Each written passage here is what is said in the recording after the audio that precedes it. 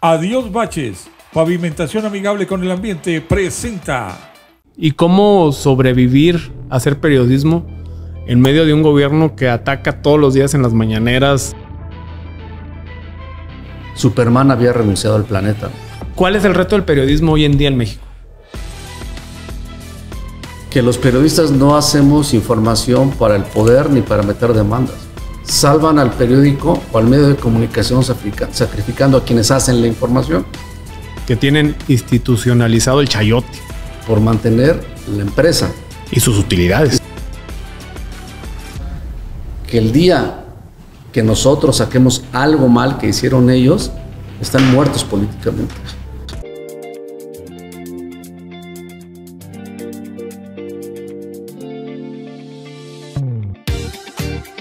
Hablar de periodismo en México en los últimos años y no hablar de investigaciones como la Casa Blanca, la estafa maestra, es no conocer el periodismo en el país. Y detrás de estas investigaciones, lógicamente, hay equipos de investigación bastante grandes y profesionales, pero hay actores fundamentales en estos equipos. Y uno de ellos es Daniel Izárraga, periodista de investigación de los más destacados y conocidos en México y Latinoamérica, editor del Faro, uno de los medios de investigación más importantes del mundo, y hoy estamos platicando con él. ¿Cómo estás, Daniel?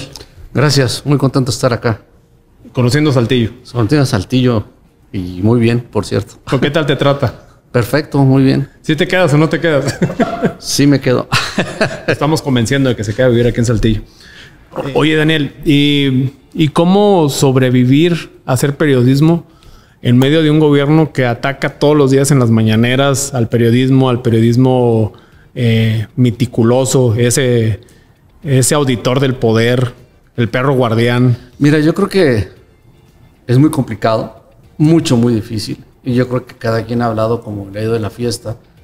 Pero me parece que hay que entender dos cosas. La primera es que los medios de comunicación en México estamos pagando todos, desgraciadamente, un precio muy alto de lo que fue la prensa mexicana hasta hace muy poco. Es decir, para nadie es un secreto que durante la época dorada del PRI en este país, todos los medios estaban sometidos a la voluntad del presidente de la República. Entonces, cuando se rompen estos esquemas, se desfondan estos esquemas, empiezan a salir las cuitas de todo lo que hicieron antes. Cuando Andrés Manuel habla de los chayoteros, de los periodistas pagados, pues es que es el momento y el tiempo el que él como político se formó con ese tipo de prensa, ¿no? Donde nadie le daba voz a Andrés Manuel cuando era muy desconocido, y él le tocó enfrentar a ese régimen duro en las épocas de cerrazón informativa. Entonces, ahora él, pues cosa que yo no estoy de acuerdo desde luego y jamás lo voy a justificar, empeñado en esa misma inercia, él piensa que sigue siendo lo mismo, ¿no? Oye, Daniel, ¿y hay alguna semejanza que ves entre lo que viviste en El Salvador, que te expulsaron? No te dejaron entrar. No, sí entraste y te expulsaron. Decían que no eras periodista. 6 meses y me expulsaron. Decían que no eras periodista, que no acreditabas ser periodista. ¿Ves alguna semejanza entre lo que pasa allá y esto que está pasando con la prensa en el país? Muy a grandes pinceladas, ¿eh? Yo creo que está pasando un fenómeno no solamente en México, sino en toda Latinoamérica, que tiene que ver con los presidentes que tienen mucha popularidad. Entonces ahí entra Andrés Manuel, entra Bukele, que además Bukele debe andar rayando el 90% de popularidad, es una barbaridad. Está desde luego Daniel Ortega, que es un tipo popular, pero con otros métodos, ¿no? No sé, pienso en Venezuela, en fin, otros países que tienen presidentes o personajes, hombres o mujeres, que son muy fuertes. Una de las características en estos países, creo, es que ya sea por decisión del poder o porque se lo han ganado a pulso, como es en México, las oposiciones no existen. ¿Qué es lo que sucede? Que cuando empezamos a hacer nuestro trabajo, que es informar de la mejor manera posible, o lo que el poder a veces, o muchas veces, o siempre quiere ocultar, quien se convierte en el alter ego de los presidentes es la prensa.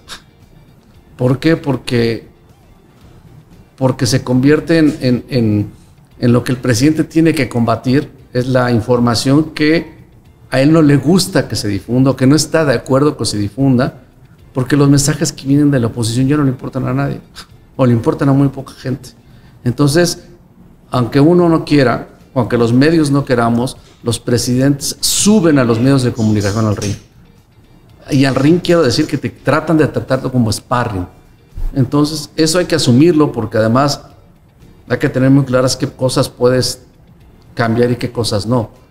Yo no estoy de acuerdo, y si utilizando este ejemplo de boxeo, yo, si me suben al ring, me empiezo a correr, ¿no? A ver, alcánzame, ¿no? Porque, o me quito los guantes y digo, no quiero pelear contigo. O sea, no es un asunto de hacerlo, de no personalizarlo. Yo creo que me parece que cuando un medio de comunicación se engarza en quererse poner los guantes de veras y convierte el área de la información pública, el ring donde te vas a pelear con el presidente, yo creo que ahí siempre va a perder la prensa. Y va a perder la prensa por una razón muy clara. El poder lo tienen ellos. La fuerza lo tienen ellos. Son muy populares y te van a ganar. Es decir, quiero decir con esto, enfrentarte, sentar tu línea editorial en golpear al presidente, porque sí, porque es tu enemigo, es asumir una guerra que no necesariamente vas a ganar, y no sé si vas a terminar pagando un costo muy alto, ¿no? Se habla mucho en los últimos tiempos de que hay una crisis en los medios de comunicación, y la vivimos, ¿no? Por los sueldos. Lo vivimos por la poca venta que tienen ya de publicidad los medios. A ver, de que hay una crisis de los medios, sí hay. Pero la pregunta es, ¿hay una crisis también del periodismo? Yo creo que más que crisis hay un replanteamiento hacia dónde vamos. Es decir, así como el modelo tradicional de la prensa financiada siempre o únicamente por el gobierno ha hecho crisis en el mundo, no solamente en México, sino en todo el mundo, también la aparición o la interacción de redes sociales desde hace años ha hecho replantearnos muchas cosas, ¿no? Yo me acuerdo hace unos años que hice una conferencia de Gerardo Reyes, el director de investigaciones especiales en Univisión, que además es uno de mis maestros, Gerardo. Buenísimo. Él dio una charla y bueno, él tenía un script que a mí puede sonar chistoso, pero que tiene mucho fondo. Hizo un escrito y empezó dando la ponencia diciendo que Superman había renunciado al planeta, ¿no? Al periódico. Y decía que Superman había ido a entregar su renuncia al periódico porque ya no podía hacer el periodismo que antes hacía. Que Superman había renunciado porque ya no podía tener una primicia de primera plana. Que las redes sociales lo habían superado y que ahora cualquiera con una cámara de teléfono podía hacer que ya no tuvieran una primicia, ¿no? No recuerdo cómo le dicen las primicias en Colombia, pero una chiva, creo. Y ahí, a partir de ahí, se soltó Gerardo a hablar del replanteamiento, y estoy hablando de hace ya, no sé, unos años de todo esto. Yo creo que el replanteamiento es también para nosotros como periodistas de cómo volvernos a vincular con la gente, o vincularnos de una manera distinta con la gente, adaptarnos a la forma en que ellos consumen información, no al revés. Esperar que la gente se adapte a la forma en que nosotros lo hacemos. Creo que eso es un error. La prensa en México se está convirtiendo en la oposición ante la falta de una oposición de los partidos políticos, de líderes confiables que arrastren gente, y ante la figura de un presidente con tanta popularidad. Pues yo creo que sí. Además, el mismo presidente lo hace. Lo hace porque a veces sus discursos más fuertes son cuando se ataca a compañeros y compañeras, ¿no? Ya cuando habla de la oposición, habla de la derecha, que siempre incomodan, pero pues esa derecha es completamente difusa. Por ahí ganaron algunas elecciones, en las elecciones estatales que vimos desde mi punto de vista, pues no ganaron, o sea, fue pírrico su triunfo. Digo, si no perdieron Aguascalientes, un milagro. Un milagro, porque no han podido desbaratar al PAN ahí. Y me parece que el hecho de que hayan perdido bastiones históricos de la oposición en este país, como ha sido Hidalgo, pues es muy importante, ¿no? Pero también hay que ver la historia del PRI en Hidalgo, que es una historia de cacicazgos y de corrupción. Entonces, yo creo que eso, es decir, no lo puedes evitar.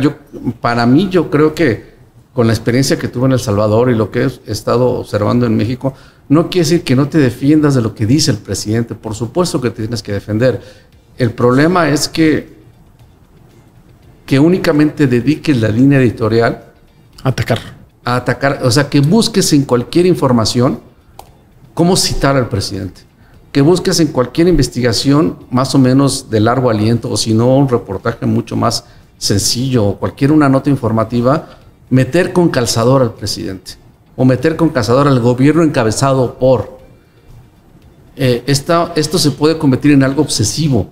Yo creo que la información pública no necesariamente la tienes que centralizar en esta figura, sino que el gobierno, o hablar sobre el gobierno y la información pública, tiene que ser algo muchísimo más amplio que el señor presidente. Hay líderes sociales que se quieren hacer pasar por periodistas y no lo son. No, pues no lo son, hay muchos ejemplos. Sí, bastantes. Aquí en Coahuila vemos muchos que se ponen ahí playeras de partidos políticos diciendo que son periodistas. ¿Qué opinas de esta frase, el periodismo militante? Mira, hay muchas formas de hacer periodismo. ¿Hay periodismo militante? Sí, claro. ¿Y si es periodismo? Sí, sí lo es que es un debate. Hay diferentes formas de ver el periodismo. Yo concuerdo con él, no. A mí no me gusta esa forma de hacer periodismo, pero el hecho de que a mí me guste no quiere decir que no exista. ¿No? Es cerrar los ojos, pues. Hay periodismo, porque para mí el periodismo militante siempre va a correr el riesgo siempre tiene un riesgo de convertirse en propaganda. Pues es que el periodismo militante es un comunicador, ¿no? Sí, básicamente, pero mira, yo estuve hace un tiempo por eso digo que son enfoques en Alemania. No recuerdo el nombre de la revista porque de verdad es muy complicado ese idioma para mí. Pero es una revista de izquierda en Berlín. Entonces, los reporteros abiertamente son de izquierda y abiertamente están vinculados a los partidos de izquierda en Berlín. Los reporteros de ahí nos decían algo que a mí me quedó muy grabado, que decían, sí puede ser que hagamos periodismo militante, pero eso no quiere decir que seamos incondicionales. Es decir, la izquierda en este país, la izquierda formalizada, la izquierda institucionalizada, los partidos, los parlamentarios en Alemania saben que el día que nosotros saquemos algo mal que hicieron ellos, están muertos políticamente. Porque no va a haber nada que les duela más y que para sus votantes sea más grave que nuestra revista saque un acto de corrupción de ellos. ¿Cuál es el reto del periodismo hoy en día en México? Yo creo que el reto es cómo nos vamos a vincular de nuevo con la sociedad. Me parece que tenemos una deuda histórica en ese momento que estaba hablando de ella. Los mensajes que acusan a los medios de comunicación en México de chayoteros y servicio al poder, que era cierto, es un costo que estamos pagando nuestra generación. Desgraciadamente nos tocó pagar el pato porque la gente no nos cree o puede no creernos, ¿no? Si tú te acuerdas, yo no sé, yo recuerdo a mis tíos o a mis padres que decían en la mesa, decían, esto es cierto. ¿Y cómo sabes que es cierto? Porque lo leí en el periódico, ¿no? Claro. Porque lo dijeron en el noticiero.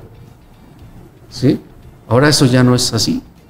Dice el periódico, dicen en las noticias, ya lo ponen en tela de juicio. Y no es porque, yo creo que en buena medida, por eso la sociedad ha madurado en el buen sentido de la palabra, pero también nosotros hemos contribuido a que eso suceda, ¿no? Con todos los problemas que hemos tenido, yo creo que nos vamos a tardar un buen rato en recuperar esa credibilidad y vamos a tener que hacerlo entre muchas otras. Y el otro reto fundamental es cómo comunicarnos de mejor manera con la gente. Ahora, sobre todo ante la presencia de las redes sociales, la gente se informa más por internet que por cualquier otro medio. Y eso es un reto que tenemos que ir atendiendo y que tenemos que ir aquilatando y sabiendo cómo entrar de mejor manera a la esfera individual o a la vida cotidiana de la gente. Oye, Daniel, hablamos de estas investigaciones referentes Casa Blanca, estafa maestra, y Casa Blanca en particular, pues yo no veo que esté alguien en prisión de los involucrados. Estafa maestra, vemos que está Rosario Robles, pero todos sabemos que es un tema más de, se dice, de una venganza por amor y odio con Andrés Manuel López Obrador.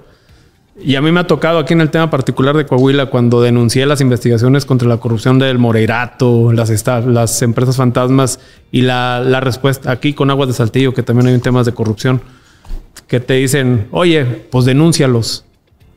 Oye, presenta la demanda. ¿Y cómo contestas a eso? Que los periodistas no hacemos información para el poder ni para meter demandas. Es decir, yo creo que te causa frustración que no pase nada, sí te frustra. Pero ¿te gustaría que pasaran cosas? Sí, me gustaría que pasaran cosas. Pero debes de ser consciente quién es tu receptor de la información. Yo creo que los mensajes debes de pensar que entregas la mejor información posible a quienes te hacen favor de ponerte atención, a quienes prenden la computadora y se meten a tu página, o quienes en redes sociales le hacen clic a un podcast tuyo, o quienes encienden la radio para ver o escucharte, o la televisión para buscarte. A ellos es a quienes te vas a dirigir. Y si el poder o los poderes, independientemente de los colores y las ideologías, deciden no hacer nada, la responsabilidad es de ellos, no tuya. ¿Y tenemos que perseguirlos? O sea, no hay denuncias, no hay demandas. Yo creo que... ¿Qué tenemos que hacer nosotros? Mira, yo creo que el tema es que tenemos que aspirar a tener ciudadanos y mexicanos y mexicanas mejor informados. Ese es nuestro labor, ese es nuestro trabajo, para que tomen mejores decisiones. O sea, tú cuando dices mi trabajo estuvo bien hecho, ¿cuándo dirías que uno de tus reporteros hiciste bien tu trabajo? ¿Cuándo logró qué? ¿Cuándo hizo qué? Cuando hace una investigación muy fuerte y no hay manera que te desmienta. Ahí merece la felicitación. O cuando de plano el poder se queda sin poder contradecir nada porque no puede. Es decir, se quedan con la espina clavada. Pero insisto, levantarte a la gloria porque hiciste eso, es seguir pensando en este viejo juego de que escribes para el poder. Y no, tú tienes que pensar que a los ciudadanos tienen que saber esta información porque es importante para la vida democrática de un país. Y no porque necesariamente le vas a cortar la cabeza a alguien, ¿no?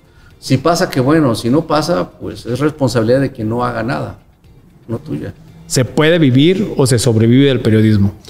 Ante un país donde los sueldos son tan bajos en el tema periodístico, en los medios de comunicación, vemos lo que se puede pagar a los reporteros. ¿Se puede vivir o se puede sobrevivir del periodismo? Yo creo que las dos cosas. Depende de la circunstancia donde estés parado.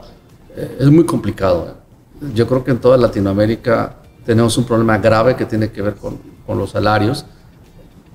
Y tenemos que buscar la manera de que eso satisfaga tus necesidades básicas, tus necesidades personales, y que eso se convierta en una base para que tú profesionalmente puedas sustancialmente mejorar lo que haces. Sí es un problema, no sé cómo lo vamos a resolver, pero es un problema gravísimo, porque además, en medida en que uno va creciendo periodísticamente y se va haciendo más grande y se va haciendo más viejo, obviamente en general tus necesidades personales pues van cambiando, ¿no? Normalmente te casas o vives con alguien, a lo mejor tienes hijos, vas adquiriendo otro tipo de responsabilidades que cuando empezaste como un novato corriendo atrás de la manifestación con una grabadora en la mano. La vocación por hacer periodismo quizás sea la misma, pero el nivel de responsabilidad que tienes con tu vida personal cambió. Entonces, me parece que los medios en general no han sabido responder a ese crecimiento personal de los reporteros y las reporteras, porque se quedan muy atrás, ¿no? Se quedan como si todo el mundo fuésemos novatos. Oye, hay medios, y no es un secreto a voces, que tienen institucionalizado el chayote como parte del sueldo del reportero. O es el sueldo. O es el sueldo en muchos casos. Nos ha tocado hacer investigaciones para medios de que, oye, mira todo lo que tienen que cobrar tus reporteros, tus conductores, porque tus sueldos están muy bajos. ¿Cuándo va a ser el cambio del clic? ¿Se va a dar alguna vez ese cambio de clic de que, oye, págale mejor a tus reporteros, a tus productores, a tus redactores, reparte un poquito más tus utilidades? Vemos ahí a dueños de medios en aviones, en en hoteles 5 estrellas, viajando toda la vida. ¿Cómo concientizar a esos dueños de los medios de que, oye, ponte en los zapatos de los reporteros? Yo creo que en la medida no lo van a hacer.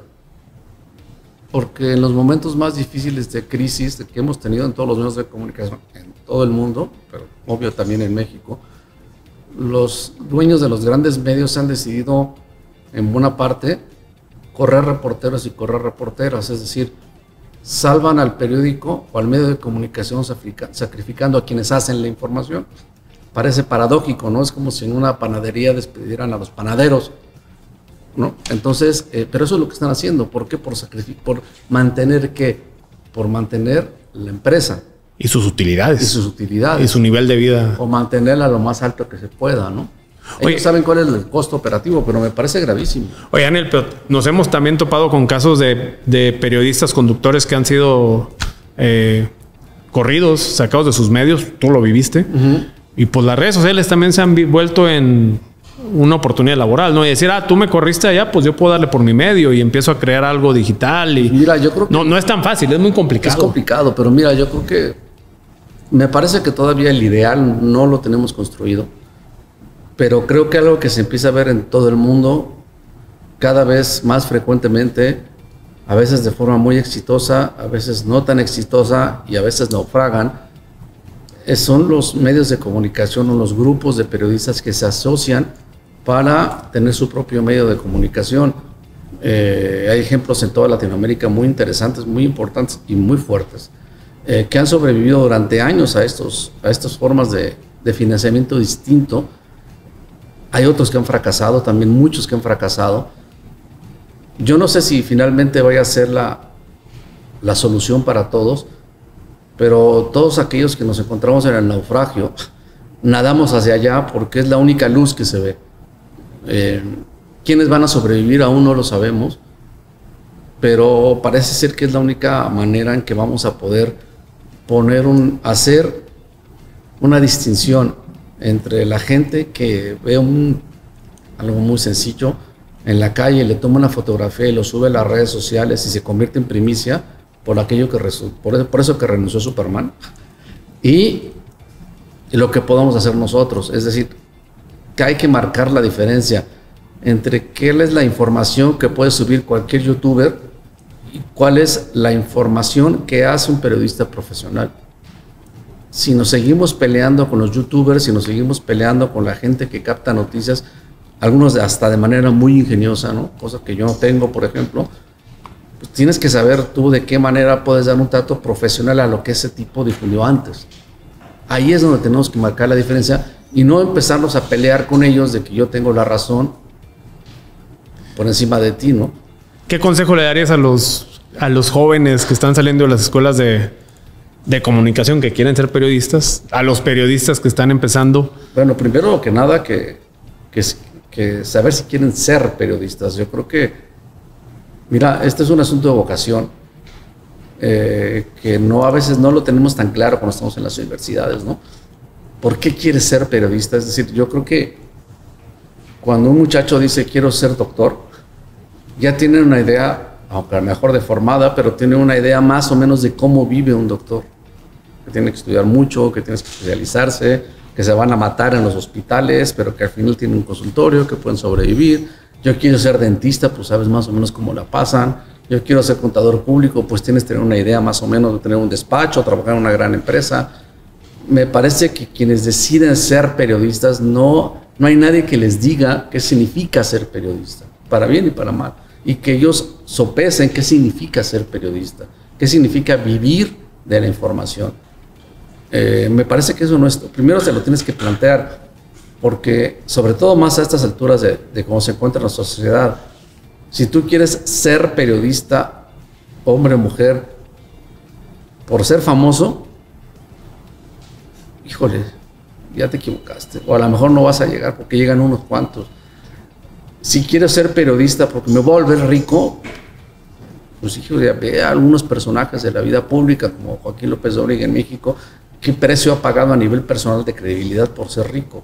En fin, creo que ese tipo de cosas son distorsiones del oficio, ¿no?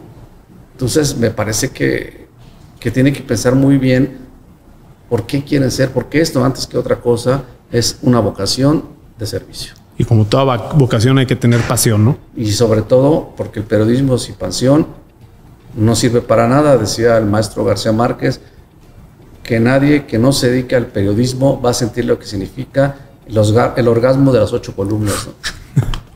Muchas gracias, Daniel. Hasta luego. Nos vemos.